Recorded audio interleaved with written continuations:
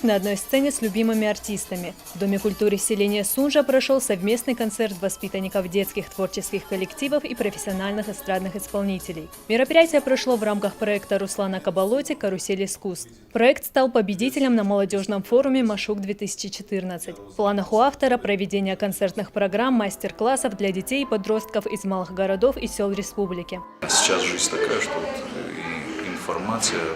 очень много информации идет негативной, и хочется, чтобы люди в сфере этой негативной информации находили ростки надежды и радости, и наша молодежь росла с желанием добиваться чего-то, достигать и не стоять на месте, и чтобы было кем гордиться в будущем.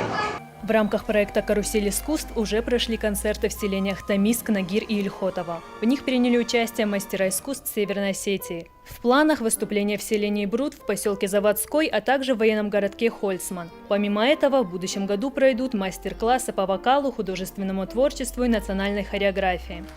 Мадина Сханова, Тома Валиева, Заурцеев, Осетия ТВ.